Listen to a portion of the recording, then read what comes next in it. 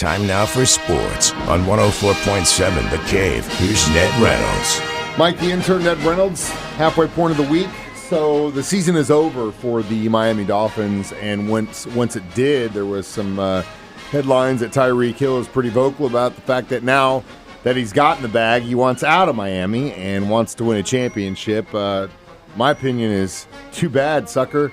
How about you made the key phrase right there at the very start. Mr. Hill in a locker room having something to say. Stop. Period. Exclamation point. What else is new? Tyreek Hill has always been something of a clubhouse lawyer, if you can pin that on him.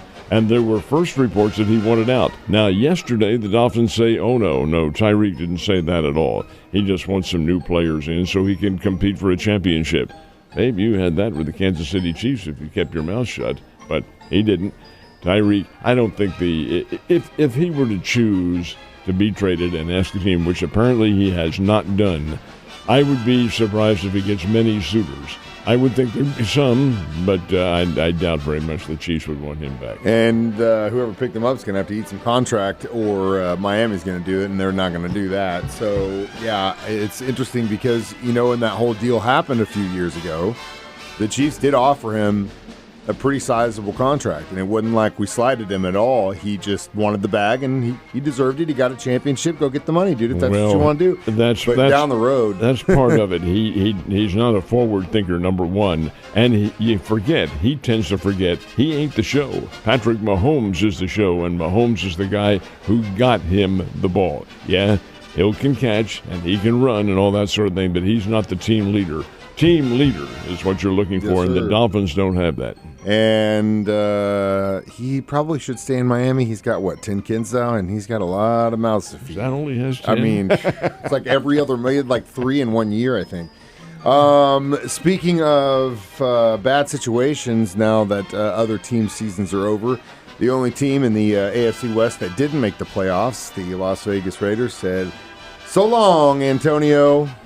I thought Antonio Pierce was a good coach, and the players liked him. He was there and did a good job, and his team wasn't very good. 4 wins, 13 losses in his only full year with the Raiders. He had coached them last year to a 5-4 record, joining the team as a coach. Actually, he'd already been the coach, not head coach, but he had been there for several years before that.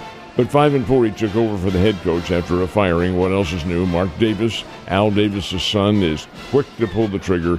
There's the problem right there, the front office meddling. This is something like in the last 10 years, 4 or 5 head coaches for the Raiders. Unless you get some stability in there, this is a train wreck. Train wreck in the Nevada desert, and they better do something about it quick. You said it. Well, one sentence, it's the front office, and more importantly, it's Mr. Davis, who needs to either decide all the decisions that the teams are going to do or actually let the people he pays to make those decisions. And you're seeing the same thing in Dallas, Cowboy Nation. Is there anything later on the future of the trade with third baseman in St. Arnado? Louis? Yeah. No, nothing along those lines. The Cardinals and whomever the suitors are remaining rather silent about the whole thing. What is interesting is that the Cardinals and the Milwaukee Brewers are the only 2 teams in the National League not to have spent a penny on free agents. Now, they got some. There's a chance to get some. But the Cardinals have already said, no, they're staying put to go with a younger move. But you've got an individual on that team who has said, no, I would prefer to play someplace else. And they haven't been able to come up with a deal. Well, maybe the Cardinals are like Arnado. They're looking for the best deal possible, but whatever. Better come to grips pretty soon here. You're getting into mid and late January, and Major League Baseball's been through this before, where players have sat out at the start of the season, and they're never as good. Arnado, at last report, which was several days ago, was looking to go to the Boston Red Sox, and he would be very good playing there with that green monster in left field. But over and above that, nothing specific. And it just goes to show you the fact that no one's jumping at this trade is how bad that deal was when they got it, Ned. So last night, the Missouri State Bears got a chance to play. As their season woes got any better? No, not hardly.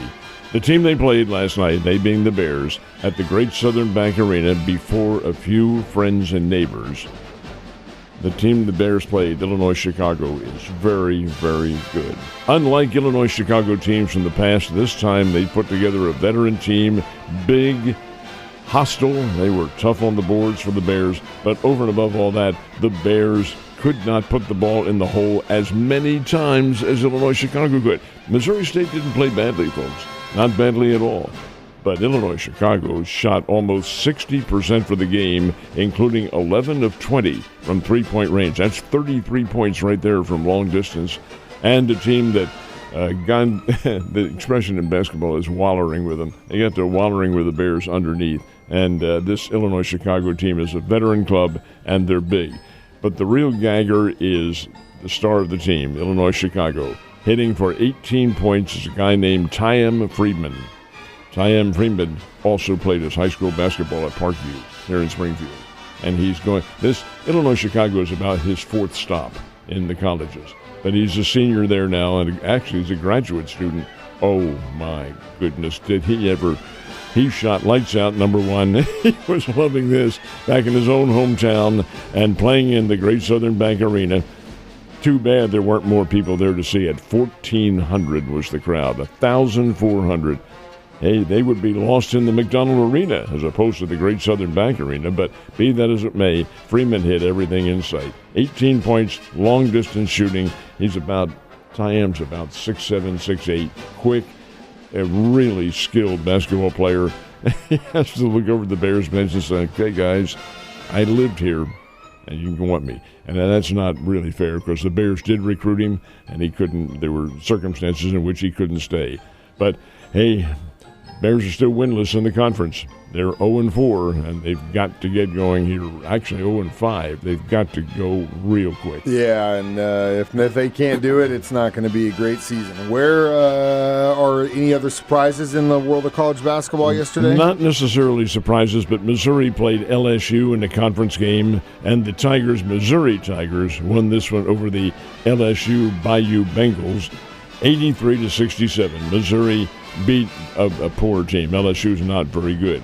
The big one, the big surprise, number one ranked Tennessee. Tennessee is on the road at Gainesville, Florida, to play the Florida Gators, who are also very good. The margin of victory was 30 points. 30. You said, hey, we'll make a 30-point. Who's going to win? Well, number one, Tennessee. Wrong-o. Florida, 73. Tennessee, 43. To say that Tennessee had a bad night would be a massive understatement. Auburn, the number 2 team in the country, and they may be close to being number 1 before it's all over. 87-82, they beat Texas. And in the Big 12 Conference, Oklahoma State and K-State got together, and OSU, Oklahoma State, won over Kansas State 79-66. Yeah, I don't like to hear that. And speaking of things you don't like to hear, it's your favorite subject, the weather. Might get some snow at the end of the week here locally, but across the country, that might also affect the Cotton Bowl. Especially down in Dallas, which is right in the heart of where this situation is supposed to occur. Now, will it affect the playing of the game? Well, we'll find out. The game is indoors. It's in AT&T Stadium in Dallas, Jerry's World. They expect a big crowd because it's Ohio State and Texas, and this is a semifinal in the college football playoffs. Big game. But if the crowd can't get there because of ice and snow and so forth, they being the Cotton Bowl officials, might have to make a decision, a postponement perhaps. We'll have to wait and see what happens. But I think today, late today or early tomorrow will be a key. Thanks, Ned, for all the insights this morning. I'll see you mañana.